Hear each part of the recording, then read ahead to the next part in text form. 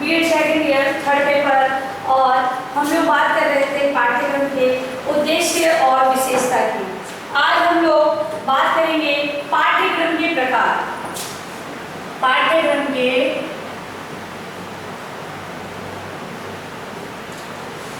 प्रकार।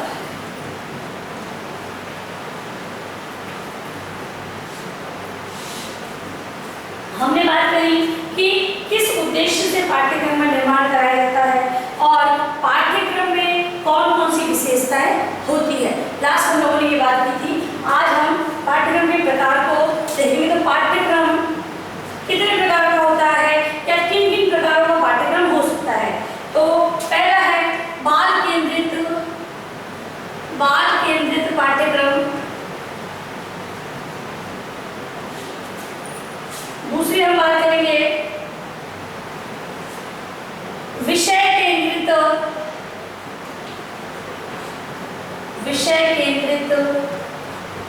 पाठ्यक्रम। तीसरा है अनुभव केंद्रित पाठ्यक्रम।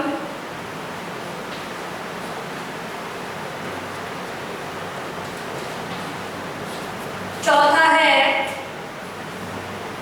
शिल्प कला केंद्रित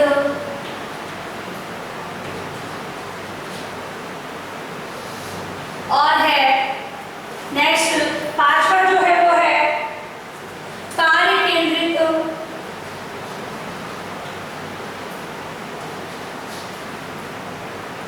छठा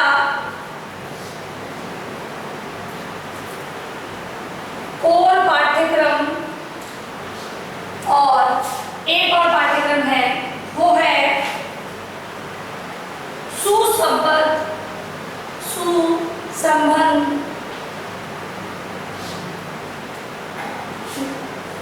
या संबंधित पाठ्यक्रम। तो हम लोग जो पाठ्यक्रम के प्रकारों को पढ़ेंगे वो ये प्रकार है। इन प्रकारों को हम लोग देखेंगे। तो बाल केंद्रित पाठ्यक्रम को हम लोग देखेंगे, फिर है विषय केंद्रित, शिल्प कला केंद्रित पाठ्यक्रम, अनुभव केंद्रित पाठ्यक्रम, कोर पाठ्यक्रम, कार्य केंद्रित पाठ्यक्रम, सुसंबद्ध या संबंधित पाठ्यक्रम को हम लोग इस पाठ्यक्रम के प्रकार के अंतर्गत देखेंगे। तो सबसे पहले हम लोग कौन सा पाठ्यक्रम देखेंगे, वो है बाल केंद्रित पाठ्यक्रम। बाल केंद्रित पाठ्यक्रम तो सबसे पहले हम लोग देखेंगे। अब जैसा कि लिखा हुआ है उसी से ज्ञात होता है बाल केंद्रित मतलब कि बालकों को केंद्र मान के जिस पाठ्यक्रम का निर्माण किया जाए वो बाल केंद्रित पाठ्यक्रम कहलाता है, चाइल्ड सेंटर करिकुलम। ठीक है। तो बाल केंद्रित पाठ्यक्रम है उसके अंतर्गत बालकों को केंद्र माना जाता है, उन्हीं के आधार पर पाठ्यक्रम का निर्माण करवाया जाता है। अब अगर इसके संगठन की हम बात करें कि इस पाठ्यक्रम का संगठन में क्या क्या किया जाता है। जब पाठ्यक्रम को संगठित किया जाता है तो किन किन चीजों का समावेश किया जाएगा। तो यहाँ पर बात हमें क्या ध्यान रखनी है, बालकों को ध्यान रखना है। अब संगठन होगा पाठ्यक्रम का तो बालकों की रुचि, क्षमताओं,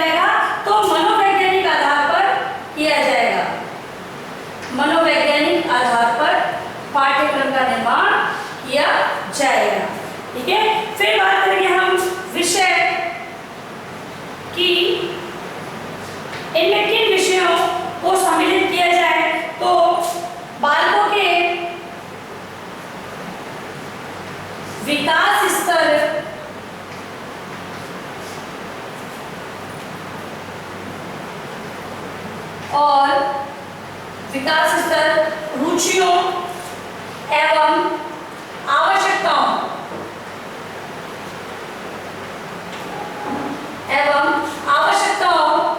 को ध्यान में रखकर विषयों का चयन किया जाए। ठीक है, पाठ्यक्रम में जिन जिन विषयों का समावेश किया जाएगा या जो जो विषय सम्मिलित किए जाएंगे वो बालकों के विकास स्तर, उनकी रुचि और आवश्यकता को ध्यान में रखकर बनाए जाएंगे। अब विकास स्तर, क्योंकि बालक अपनी आयु के अनुसार उसके जो मानसिक स्तर है उसमें बदलाव होता रहता है। छोटा बालक कुछ कम शब्दों को ग्रहण करता है, उससे बड़ा बालक और अधिक, फिर वो बच्चा वाक्य बोलने लग जाता है, उसके बाद फिर वो साहित्य संबंधित पढ़ने लग जाता है। तो वही बात है कि विषय बालकों के विकास के स्तर, रुचि और आवश्यकताओं को ध्यान में रखकर किए जाने चाहिए। अब वर्तमान शिक्षण विधियों, वर्तमान में बाल केंद्रित शिक्षण विधियां हैं वो कौन कौन सी अपनाई जाती है? वर्तमान में जो बाल केंद्रित शिक्षण विधियां अपनाई जा रही है उसके अंतर्गत किंडरगार्टन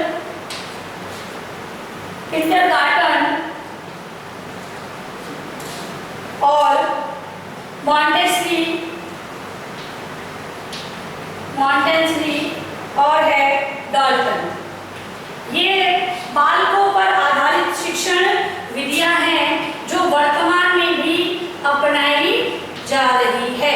हम बात कर रहे हैं बाल केंद्रित पाठ्यक्रम की, तो बाल केंद्रित पाठ्यक्रम के अंतर्गत जो शिक्षण विधियां हैं वो भी बालकों के आधार पर ही ली जाएगी। तो उसमें कौन सी है? किंडरगार्टन, मॉन्टेसरी और डाल्टन। अब हम बात करें कि विशेषताएं, बाल केंद्रित पाठ्यक्रम की विशेषताएं। तो सोचिए क्या क्या विशेषताएं हो सकती है। तो अगर हम विशेष बोले तो ये पाठ्यक्रम है वो बालकों की रुचियों, क्षमताओं, प्रवृत्तियों और आवश्यकताओं को ध्यान में रखकर बनाया जाना चाहिए। विशेष रूप में क्योंकि जब बालकों को आधार मानकर ही, बालकों को सेंटर मानकर ही इस पाठ्यक्रम का निर्माण किया जा रहा है, तो जो सारी विशेषताएं हैं वो बालकों के आधार पर ही होगी। तो पहली है जो मैंने आपको बता दी है, बाल प्रकृति, मतलब बालक की जो प्रकृति होती है, बाल प्रकृति, रुचियों, अनुभवों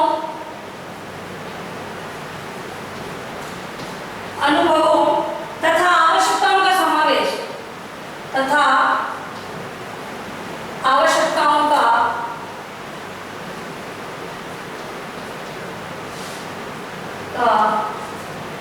समावेश किया जाता है।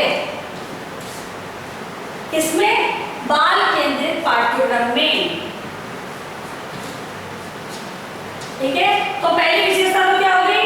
वही बात जो हम लोगों ने बाल केंद्रित पाठ्यक्रम को समझने में की थी कि इसके अंतर्गत बालक की आवश्यकताएं, प्रवृत्तियां, रुचि, अनुभव उनको सम्मिलित किया जाता है और यही इसकी एक पहली विशेषता है। फिर दूसरी विशेषता है परंपरागत दोषों से मुक्त है। परंपरागत दोषों से मुक्त है। ये दूसरी विशेषता है। कौन मुक्त है? तो बाल केंद्रित पाठ्यक्रम परंपरागत दोषों से मुक्त है। अब हम कहेंगे कैसे? तो कैसे? क्योंकि हमने देखा कि वर्तमान शिक्षण विधियों का प्रयोग यहाँ पर किया जा रहा है। जो पुरानी तरीके से जो चली आ रही शिक्षण विधियां हैं उनको यहाँ पर नहीं अपनाया जाता है। किसमें? बाल केंद्रित पाठ्यक्रम में उसे नहीं अपनाया जाता है। यहाँ पर जो नवीन तथ्य हैं उनको सम्मिलित किया जाता है। पहली बात तो इस कारण से ये परंपरागत दोषों से मुक्त है। फिर अगर हम दूसरी बात करते हैं तो जो ये पाठ्यक्रम है बच्चों को सेंटर मानकर ही बनाया जाता है। तो इसके अंतर्गत बालक है वो नवीन ज्ञान को प्राप्त करते हैं, उसी के द्वारा वो सीखते हैं। नेक्स्ट है जीवन से स्वतः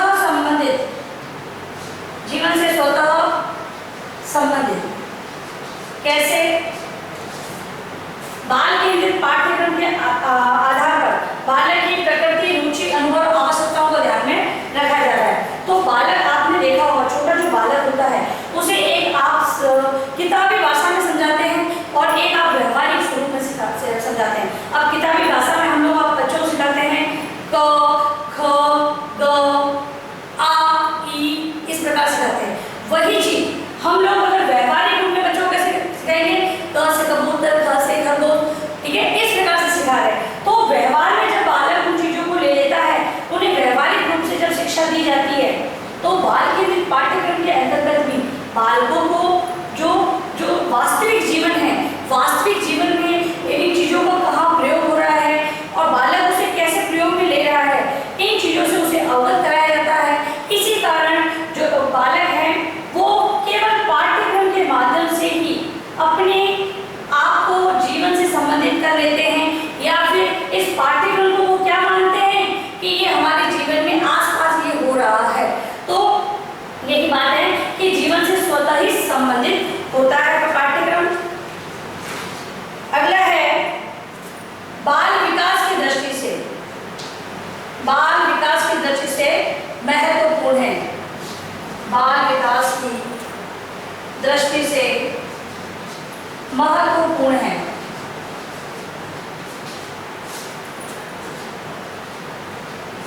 बालकों के विकास की दृष्टि से महत्वपूर्ण है क्योंकि बालकों की सभी तरह की जो आवश्यकता है उनको ध्यान में रखकर इस पाठ्यक्रम का निर्माण करवाया जा रहा है।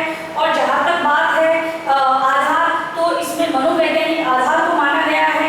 तो विकास की दृष्टि से तो ये महत्वपूर्ण है, ये इसकी प्रमुख विशेषता है। नेक्स्ट है अगली विशेषता,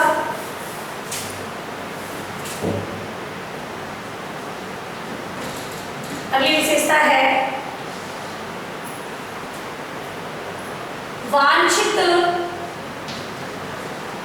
प्रवृत्तियों एवं मनोवृत्तियों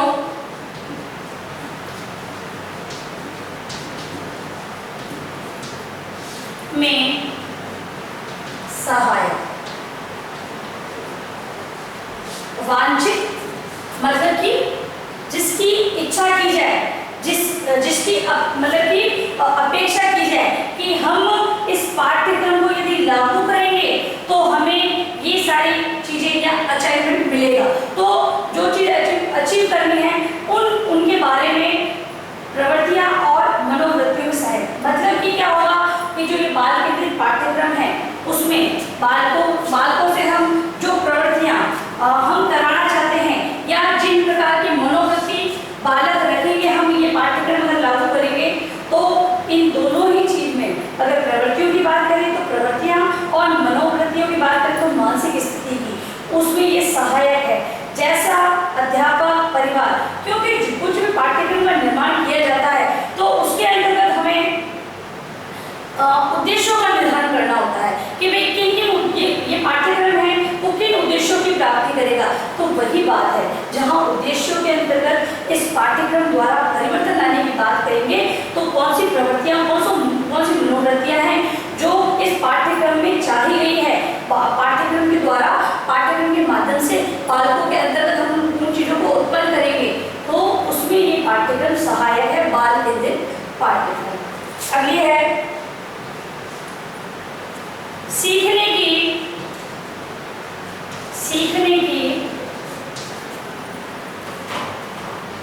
की क्रियाओं का संगठन, सीखने की क्रियाओं का संगठन रुचि के अनुसार।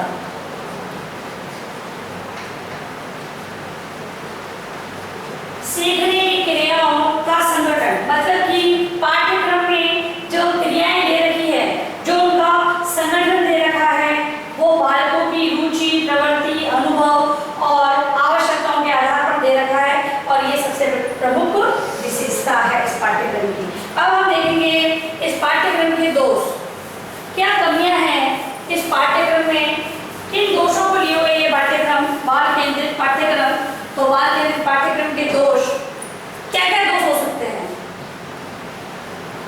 क्या क्या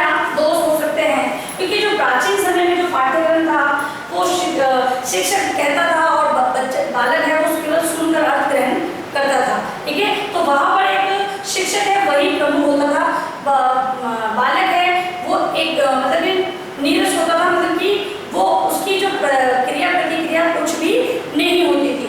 जो वर्तमान में जो पाठ्यक्रम संचालित है वो चाइल्ड सेंटर्ड माने तो कह सकते हैं कि हाँ बाल केंद्रित पाठ्यक्रम चल रहा है। तो कहीं कहीं पर इसका आयोजन भी हुआ है। तो बाल गृह करने के लिए जो पाठ्यक्रम चलाया है उसमें किन प्रकार के दोष हो सकते हैं। तो पहला है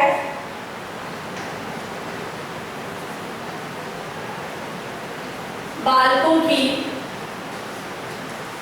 रुचि, प्रकृति, आवश्यकताएं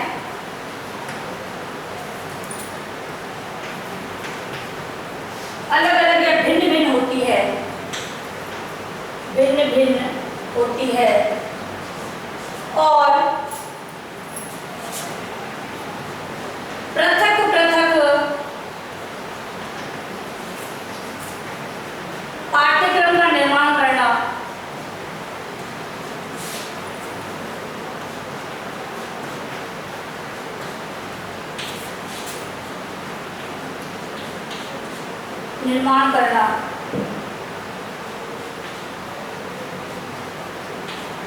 संभव नहीं है। ठीक है, पहली बात जो पहली विशेषता थी वही दोष के रूप में सामने आई। क्या आई कि बालकों की रुचि, क्या आप कह सकते हैं एक समय में 35 बच्चे हैं तो 35 बच्चों की रुचि एक ही चीज में होगी? तो नहीं, बच्चों की रुचि है उनका पता हम लोग केवल पाठ्यक्रम के माध्यम से नहीं लगा सकते हैं कि भाई अब सारे बच्चे एक ही चीज में रुचि लेंगे, ऐसा संभव नहीं होता है। बालकों की जो प्रकृति कि कोई बालक होता है वो शारीरिक बात करो, अगर खेलकूद की बात करें तो बालक खेलकूद में आगे होता है, कोई पढ़ने में आगे है। ठीक है, तो अलग अलग प्रकार के बालकों की रुचि होती है, उनकी प्रकृति होती है।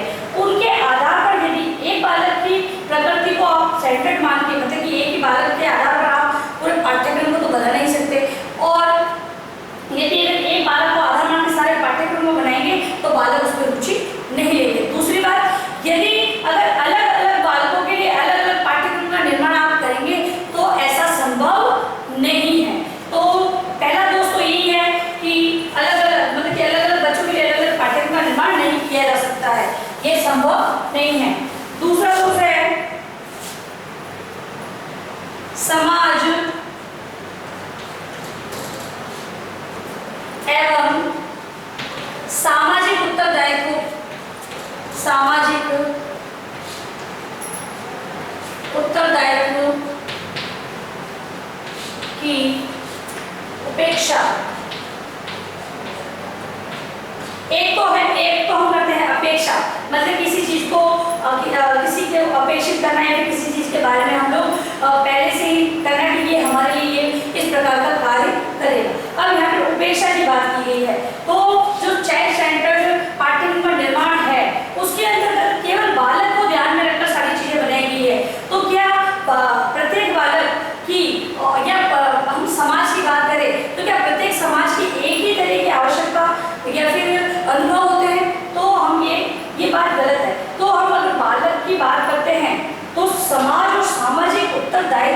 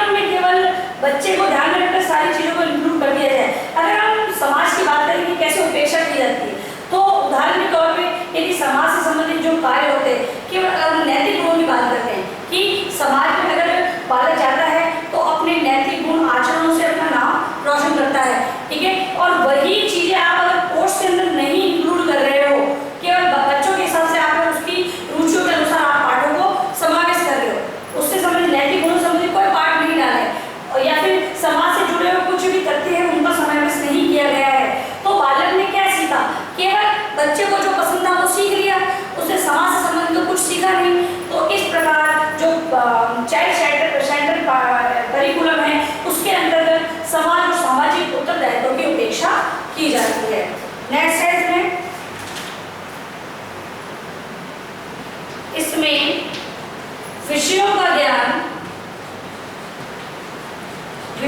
ज्ञान क्रमिक मतलब क्रम अनुसार, क्रमिक एवं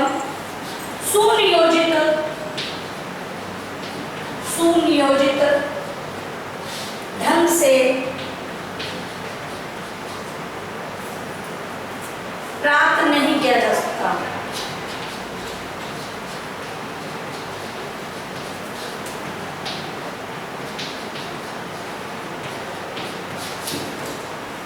कैसे? विषयों का क्रमिक और सुनियोजित ढंग से जो ज्ञान है वो उनसे प्राप्त नहीं। तो कैसे? जो विषयों का ज्ञान है वो क्रमिक एवं सुनियोजित ढंग से प्राप्त कैसे नहीं किया जा सकता? क्योंकि अगर आप बच्चों की बात करें तो बालक हैं, अगर उनकी रुचियों के आधार पर पाठ्यक्रम का निर्माण किया गया है तो वहां पर विषयों से संबंधित कुछ एक ही तथ्यों को समावेश किया होगा।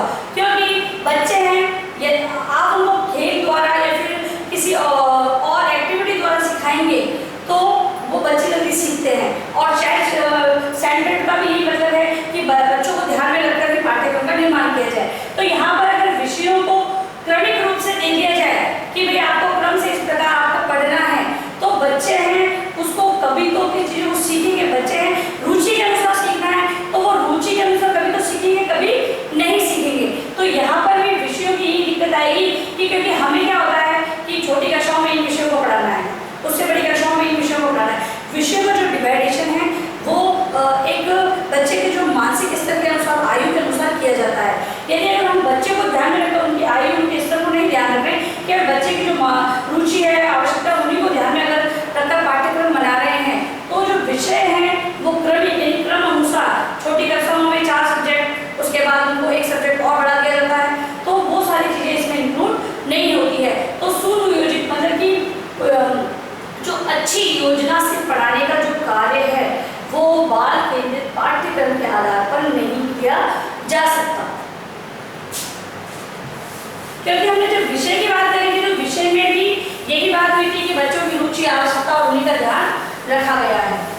अब दूसरा प्रकार है वो है विषय केंद्रित पाठ्यक्रम। विषय केंद्रित पाठ्यक्रम।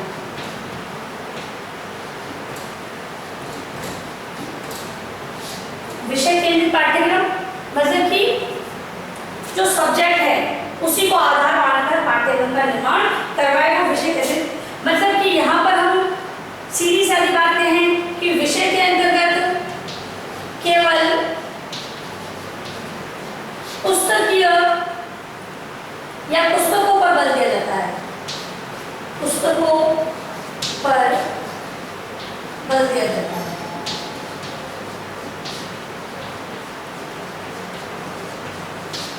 मतलब कि जो पाठ्यक्रम का विषय पर आधारित पाठ्यक्रम बनाया जाएगा वहां पर अगर एक बात करें कि पुस्तकीय ज्ञान, तो पुस्तक को हम मान सकते हैं कि जो पाठ्यक्रम है वो विषय पर आधारित है, तो विषय पर तो आधारित पुस्तकें ही बनती है, तो पुस्तकों को आधार मानकर ही पाठ्यक्रम का निर्माण किया जाता है। वही इसके अंतर्गत और जो भारत में अगर हम माने तो पुस्तकीय ज्ञान पर विशेष ध्यान दिया जाता है, तो विषय केंद्रित पाठ्यक्रम हमारे यहाँ भी कहीं कहीं पर लागू है। अब हम बात करेंगे इसकी विशेषताएं।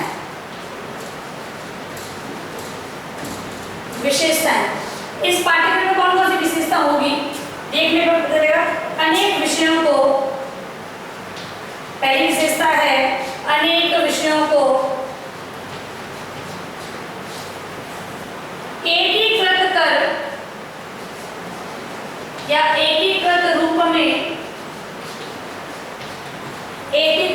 में प्रस्तुत किया जाता है।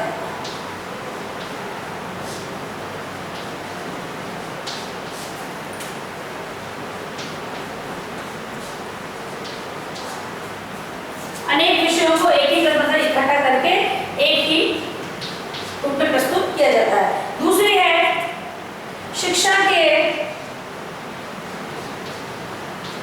शिक्षा के उद्देश्यों, शिक्षा के उद्देश्यों की पूर्ति के सहायक, शिक्षा के उद्देश्यों की पूर्ति में सहायक। ठीक है ना, ये किताब है, पुस्तकीय ज्ञान जो दिया जा रहा है वो पुस्तक है, वो उद्देश्यों को निर्धारित करके, उद्देश्यों का निर्धारण करके ही बनाई जाती है। तो दिखती बात है, शिक्षा के जो उद्देश्य हैं, ये शिक्षा बालकों को अगर गणित विषय की शिक्षा दी जा रही है तो ये क्यों दी जा रही है, इनसे किन उद्देश्यों की प्राप्ति होगी, तो उन उद्देश्यों की प्राप्ति में ये सहायक है। नेक्स्ट है पठनीय सामग्री, पठनीय सामग्री क्रमिक रूप में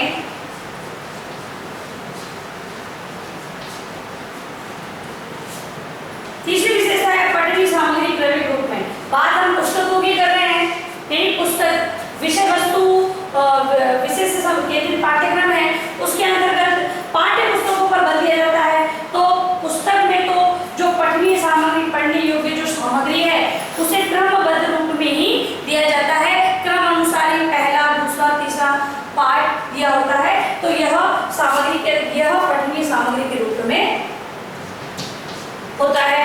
नेक्स्ट है इसकी विशेषता, पाठ्य पुस्तक, पाठ्य वस्तु पूर्ण निर्धारित,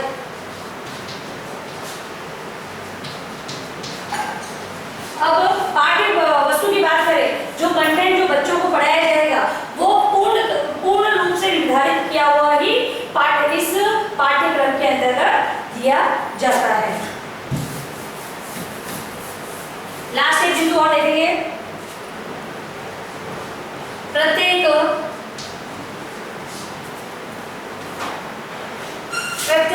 विषय का ज्ञान, प्रत्येक विषय का ज्ञान एवं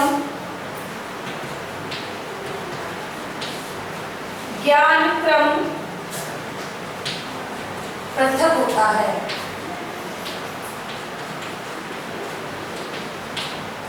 अब प्रत्येक विषय मतलब कोई भी विषय है, उनका जो ज्ञान है, ज्ञान तो अलग होगा, क्योंकि गणित में हम लोग गणित पढ़ाएंगे, हिंदी में हिंदी, अंग्रेजी में अंग्रेजी, और क्रम की यदि बात करें तो भाषा की अगर बात करें तो भाषा में क्रम अलग होता है, और अगर सब्जेक्ट की बात करें तो सब्जेक्ट का क्रम अलग होगा। यानी कि जो ज्ञान, विषय संबंधी ज्ञान दिया जा रहा है उसी के आधार पर इनका क्रम निर्धारित होता है। अब अंत में आप लोग गृह कार्य प्रश्न लिखेंगे। गृह कार्य प्रश्न,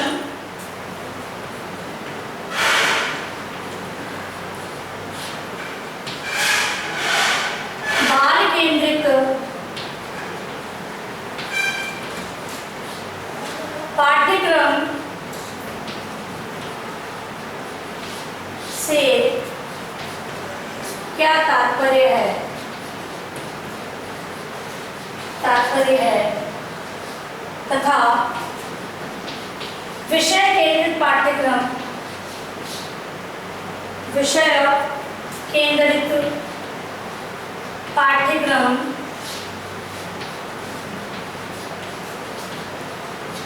की पाठ्यक्रम में कौन कौन सी विशेषताएं होती है?